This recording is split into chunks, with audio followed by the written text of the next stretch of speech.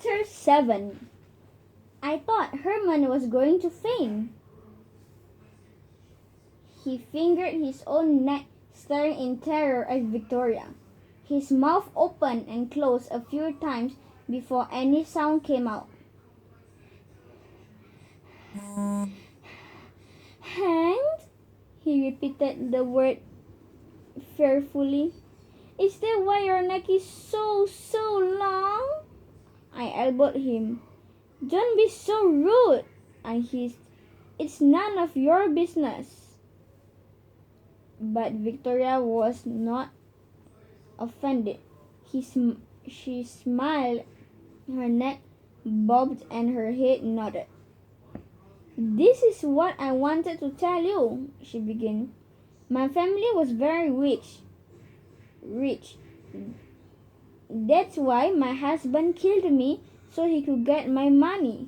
He was so clever. He made it look as though I'd hanged myself. My fear was gone. In its place, I felt anger. How could a man do something like that? I asked. And suddenly, I felt terribly sorry for the lady ghost with the long neck. It was my birthday, Victoria recalled, sadness flooding her eyes. I was 25.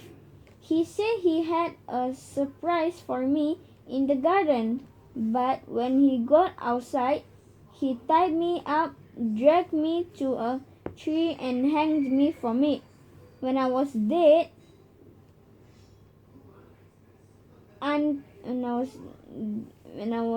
he untied my hands so it looked like succeed and left me hanging there. Look at suicide and let me hang there.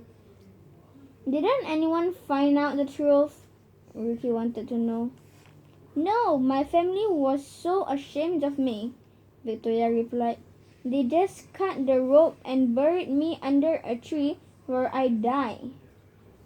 And then they left the house and never returned. Very soon it fell into ruins. I was buried alone without my family around me. My soul was an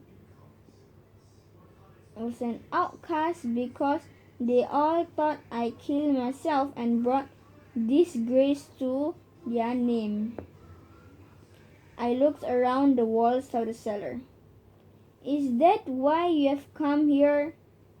I probed. Because this is where you were killed? Yes, she said sadly. That tree stood where your house now stands, Ferlin. This is my last resting place. She ran long clawed fingers over the bricks. My grave was never marked, not even by the simplest headstone. So as the years went by and the land was sold, my remains were scattered. I had no peace.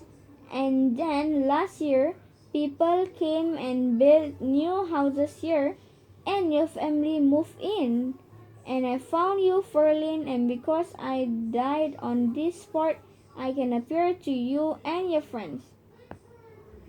Antonine's eyelids fluttered in fear. You said you needed our help, she reminded Victoria. But if you're a ghost, can't you do anything you like? No, Victoria replied. Even in the afterlife, there are rules. But how could we help you? Mumbled Herman, clutching his ghost meter tightly. We're just kids. We couldn't have any special powers or anything. But you do believe in ghosts, Victoria told him.